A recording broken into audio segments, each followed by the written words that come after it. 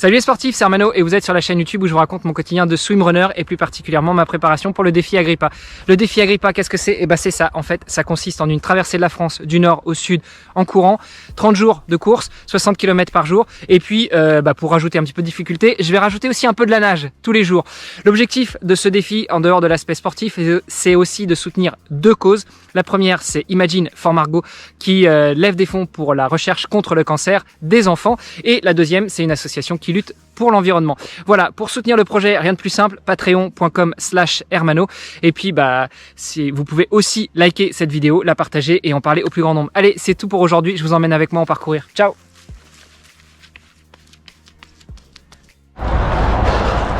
Salut les sportifs, nous sommes mardi, reprise de l'entraînement pour cette semaine après une pause prévue hier.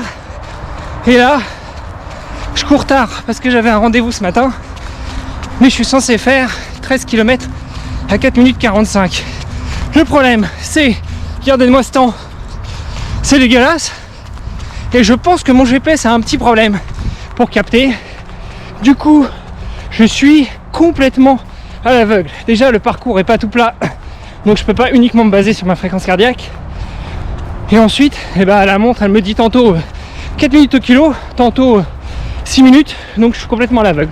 Donc j'y vais à peu près au feeling. Voilà. Allez, je vous emmène avec moi dans cette forêt du Kirchberg.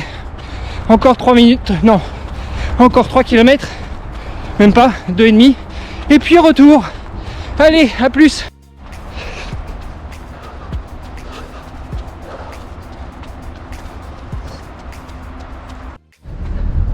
Bon allez, pour ce matin c'est fait, enfin c'est plutôt ce midi, 13 km, 1h01, je pense que je suis dans les 4,45, ça doit être ça.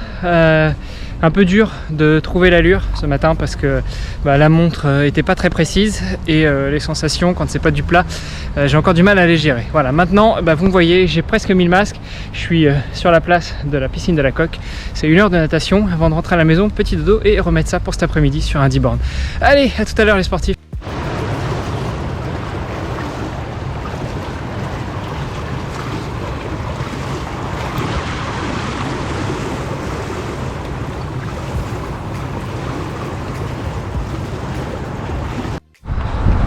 Recoucou les sportifs, nous y sommes.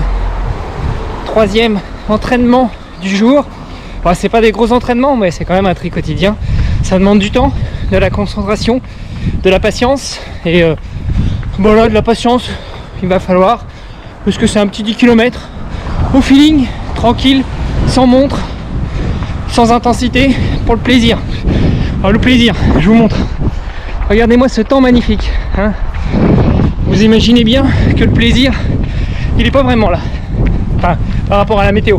Après, le plaisir de courir, il est toujours là. Donc, c'est reparti. Ce midi, après la course à pied, c'était natation. J'avais pas de programme. Je me suis mis dans l'eau. Je me suis dit, je vais faire des séries de 200. J'ai fait le premier 200. Je touche le bord du deuxième 200. Et je me dis, allez, je vais faire 3. Donc, j'ai fait 300. Et puis c'est là que je me suis dit, allez, finalement je vais me faire une pyramide. Donc à la fin du 300, j'ai fait 400, puis après 500, puis après 400, puis 300, puis 200. Et quand j'étais sur le 500, je suis parti quasiment en même temps qu'un mec qui au début m'a un peu énervé parce que j'aime pas quand t'arrives au bord, tu fais t'es prêt à partir et là t'as un mec qui part en même temps que toi. Bon, il a dû se dire la même chose en fait, sauf que il était pas du bon côté de la ligne. Bon bref. Puis il s'est mis devant moi. Je l'ai collé. On a fait un virage. Il était plus rapide que moi au virage, mais bon moi en ce moment je nage avec l'élastique et le pull boy.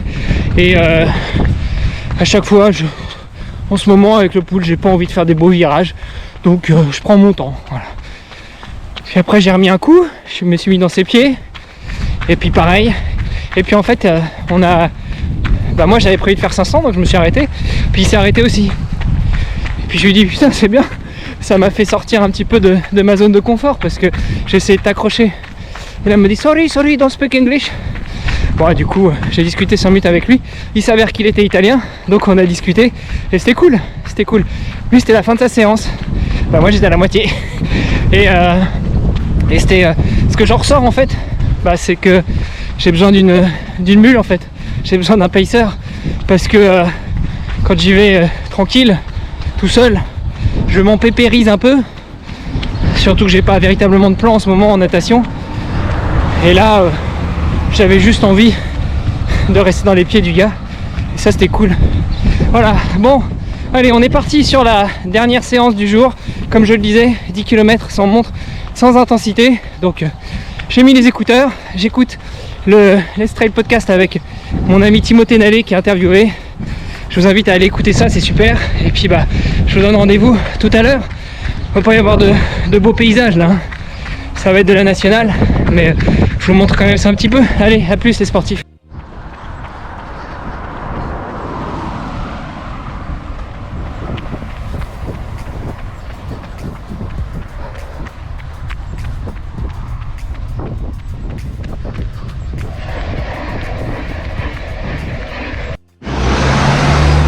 Voilà, c'est terminé pour aujourd'hui. Le tri quotidien est fini. Alors, petite douleur au genou. Comme je disais à Paul, mon entraîneur dimanche, le problème, c'est que quand tu viens de te taper une blessure, tu sais jamais si ce que tu ressens, c'est une vraie douleur ou si tu somatises une petite pointe de quelque chose et que tu l'amplifies. Voilà, moi je me suis blessé la semaine dernière au genou à gauche. Si je ressens la même chose à droite, ça va me traverser l'esprit sans que j'y pense, et là je sens quelque chose à gauche et tout de suite je me dis c'est une alerte. Donc je vais essayer de sortir cette histoire là de la tête et en faire abstraction pour pouvoir continuer l'entraînement dans de bonnes conditions. Donc c'était un petit 10 km sans intensité, enfin que j'ai plutôt fait au feeling. J'ai été tranquille dans les parties un peu plus montantes et puis sur les parties plates ou sur les parties descendantes, j'ai laissé rouler. Voilà. Vous l'aurez remarqué, la dernière séquence de cette vidéo est en format vertical. Je me pose la question de savoir ce que vous en pensez, notamment pour pouvoir diffuser ces vidéos, pas uniquement sur YouTube, mais aussi sur TikTok et sur Insta ou d'autres supports. Le vertical, c'est ce qui fait buzzer en ce moment. Donc voilà, dites-moi ce que vous en pensez. Est-ce que si vous regardez ça sur YouTube, ça vous dérange de voir cette vidéo en vertical, ou est-ce que au contraire, ce qui vous intéresse finalement, c'est plutôt ce que je raconte que le format de la vidéo? Et dans ce cas-là, je ferai le switch pour autant que j'y pense, parce que les habitudes ont la vie dure. Donc si j'y pense, dès demain, je passerai en mode vertical. Voilà, allez, bisous les sportifs.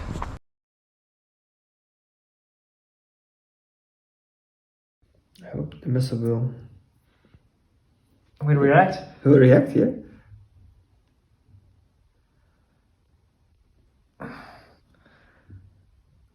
Yeah, try to relax as well. Huh? Yeah, or maybe I'm too focused on keeping. Et voilà, la vidéo du jour est terminée. J'espère qu'elle vous aura plu. Dans tous les cas, n'oubliez pas d'appuyer sur le pouce en haut si elle vous a plu, ou vers le bas si ça ne vous a pas plu, mais de laisser aussi un petit commentaire là en bas. Ça se passe en bas de la vidéo. Je vous mets un lien ici ou là, enfin quelque part autour, pour vous abonner à la playlist et pour vous abonner à cette chaîne. N'hésitez pas à aller faire un tour sur les autres vidéos. Et puis surtout, si vous voulez me soutenir et soutenir le projet Agrippa et Imagine for Margot, qui est une association qui lutte pour la recherche contre le cancer des enfants, vous pouvez aller sur patreon.com/hermano, comme mon prénom, ERMA2NO.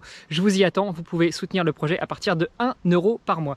Allez, sur ce, moi je vous embrasse très fort, je vous souhaite une très bonne fin de journée et je vous donne rendez-vous très prochainement pour un prochain entraînement. Salut les sportifs!